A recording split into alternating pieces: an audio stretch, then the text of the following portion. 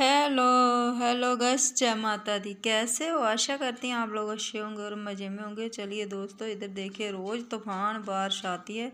मतलब बारिश आए तो कोई बात नहीं, इतना गंद नहीं डलता है, और जब तूफान के साथ बारिश आती है ना, बहुत गंदा हो जाता है। और फिर अच्छे से बारिश हो जाए, तूफान तो चलिए आए तो आए, लेकिन अच्छे से बारिश हो जाए तो चलिए इतना गंद नहीं डलता है।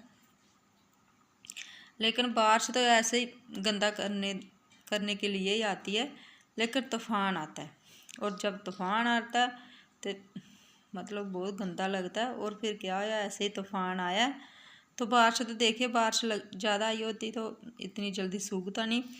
बारिश बस कनमन कनमन करते चले गई है और हमारा काम बता गई है, क्योंकि अब मुझे ऐसे झाड़ू लगाती तो फिर उसके बाद विच मुझे फिर से चाहे पोछा लगाना पड़ता, चाहे पानी मारना पड़ता। वैसे नहीं, बात वो नहीं बननी थी।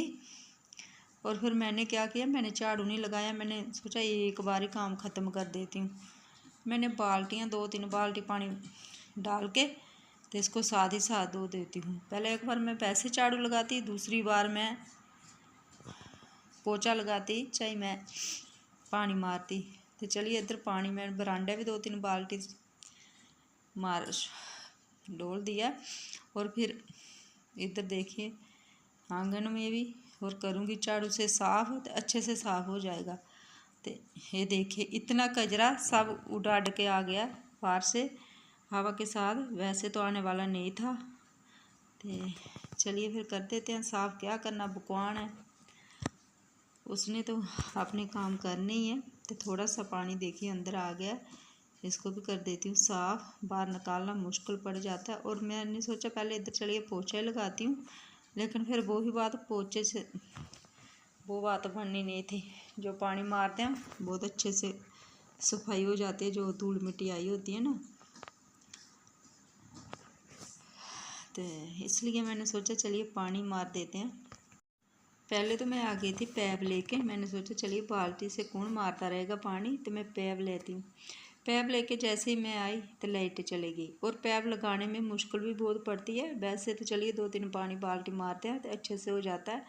तो फिर मैंने छोड़ दी पैप, मैंने सोचा चलिए ऐसे ही कर देती हूँ। और चलिए सारा कचरा कुजरा इतना सारा बाहर से आया, तो इसको ना मैं थोड़ी देर इधर पोरी के नीचे छोड़ दूँगी। जब थोड़ा सा निचर पुचर जाएगा तो फिर उठा लाऊंगी, पैसे नहीं उठेगा पानी के साथ। तो इधर मार दिया, थोड़ा सा बजा इधर, इधर भी देखे यही हाल है। तो चलिए इधर भी साफ़ करते ही चलती हैं, क्योंकि तो चलिए लाइट तो आ गई है, फिर मैंने आल्क कर दिया। मैंने सोचा ऐसे ही इधर तो मैंने मार ही दिया बरांडा तरांडा पानी, तो बजा हो वो तो मैं नहीं, पैप का खलारा नहीं डालूंगी, वैसे ही मार दूंगी पानी।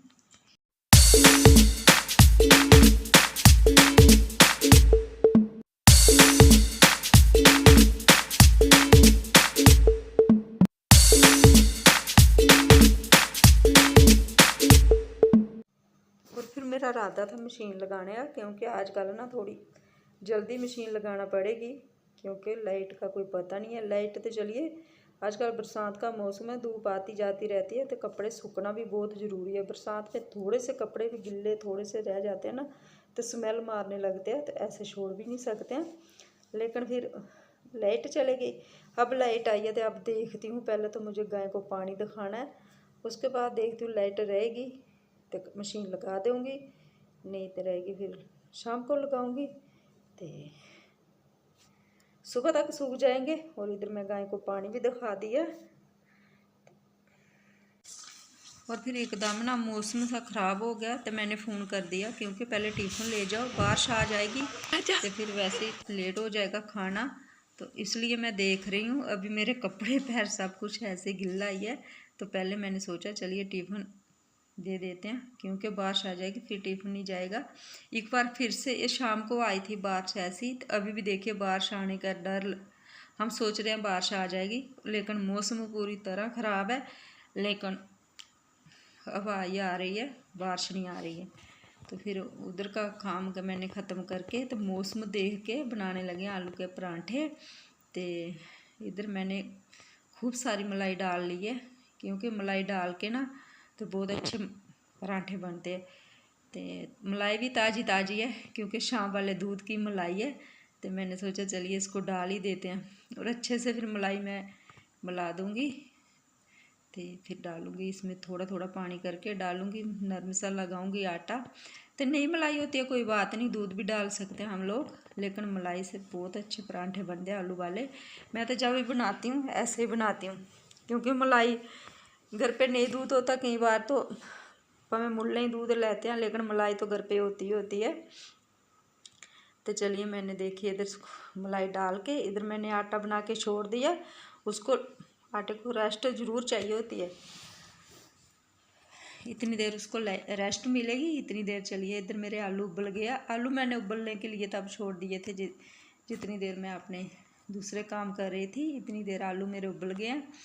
और फिर इनको ना ठंडे भी अच्छे से हो गए हैं। तो चलिए इनको भी छील देते हैं, इतनी देर उनको रेस्ट मिल जाएगी।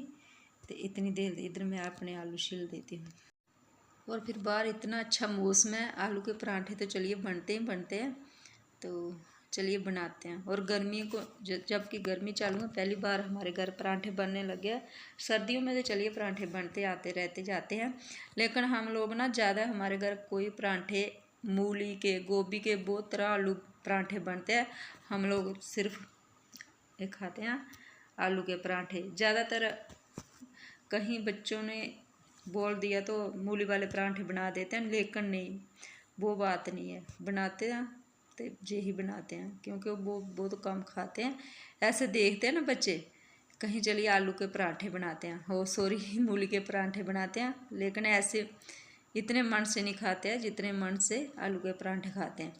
और फिर ना इधर मैंने पहले तो हाथ से ही किया इनको चॉपर अच्छे से।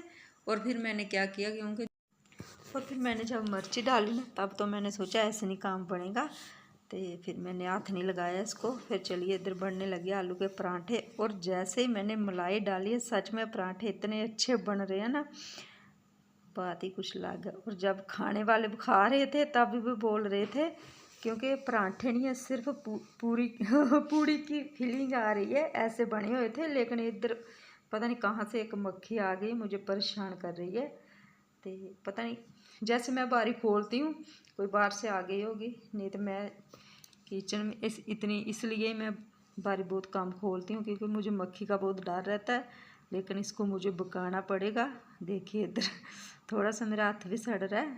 तो इधर बन जाएंगे अच्छे से आलू के परांठे। और वो देखिए